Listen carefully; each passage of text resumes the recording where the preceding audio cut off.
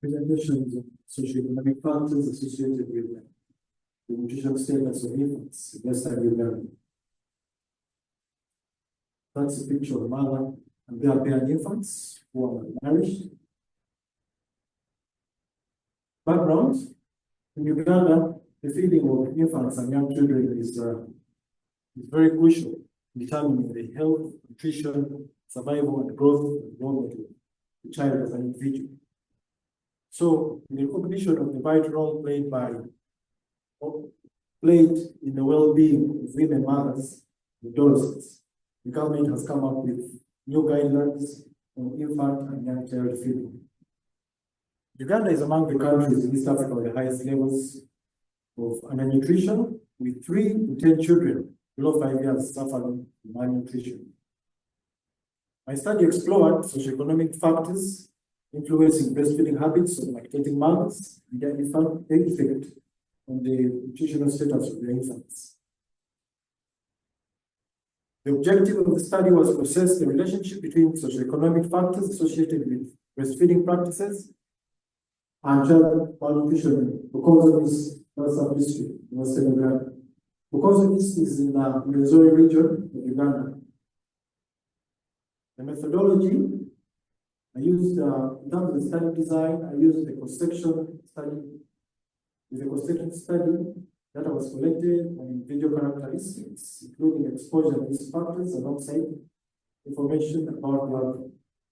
The data source, I used the Uganda Demographic Health Survey, data from the hospital located in the Health South District, Makerere University.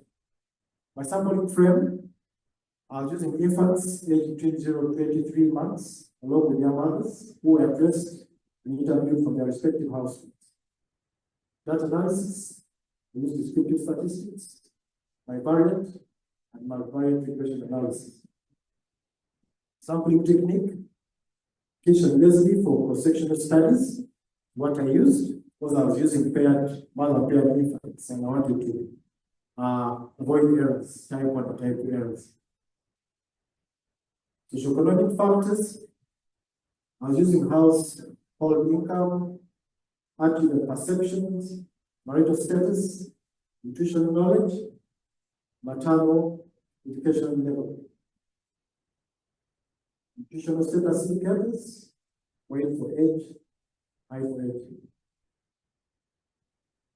My findings: the maternal level of education remains a strong predictor of an infant's nutritional status. As explained by a key informant interview with the community development officer acknowledging that mothers in secondary and tertiary education are more knowledgeable in infant and young child feeding practices compared to those mothers who don't complete primary school education. And subsequently, their children are predisposed to stunting and underweight. At multivariable logistic regression analysis, breastfeeding with milk substitutes was significantly associated with stunting.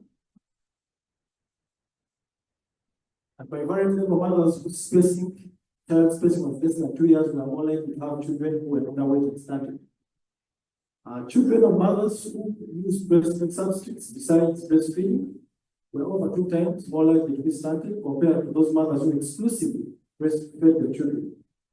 Therefore, maternal nutrition education is crucial in ensuring that breastfeeding mothers adhere to exclusive breastfeeding until their infants at 6 months. I also found out that being married, breastfeeding less than 10 times, individual income of more than 10,000 Uganda shillings, which is an equivalent of about $3. And both individual and family income were found to be significantly associated with being underweight. Children whose mothers were married were 45% less likely to be stunted compared to those whose mothers were single or have no spouses. Breastfeeding mothers require logistical and emotional support, their spouses. This explains why infants born to mothers who do not, to single mothers, are more susceptible to malnutrition in comparison to their married counterparts. That was an explanation from a the community involvement officer, and key informant interview. The graph here indicates child malnutrition. You can see of the malnourished children, 55% were stunted, 45% were underweight. When we go to the underweight category, 38% were moderately underweight, 23% were severely underweight. When it comes to stunted, we have 78% mildly stunted, 15% moderately, and less than 10% severely stunted. That's a child who eventually passed on to 2 months later. This child was suffering from electrolyte imbalance. That's the health worker feeding the child who is just recovering from underweight. That's a mother and her twins. She's practicing good habits of exclusive breastfeeding. We also carry out community outreaches to ensure that mothers practice, carry out best practices of young infant and young child feeding. So, as per the discussion, we said majority of the mothers were illiterate, 55%, in comparison to the remaining 45%, who had a minimum of high school education. We are predisposed to children having associated with, children associated with stunting and underweight. Mothers' education level persists as a strong determinant of the child's nutritional status. Infants born to highly educated mothers suffer less malnutrition, which manifests as underweight and stunting. Maternal education, disposable income does not particularly influence preventive care, initiation, and nutritional status of the child, as attitudes are also equally important, have an effect on child malnutrition.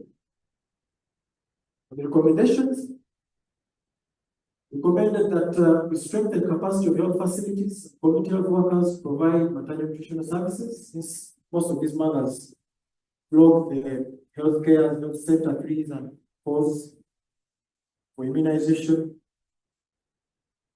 and nutritional days.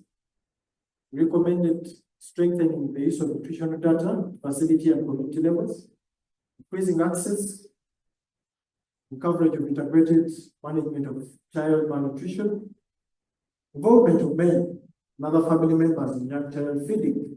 Spouses have been encouraged to support their wives. Because sometimes you find that the mothers suffer from depression, they feel neglected by their spouses, so we've been encouraging men to be a part of their breastfeeding process. Strengthening family support systems to encourage primary caregivers to continue breastfeeding, and then community-based peer counseling in infant feeding. And thank you.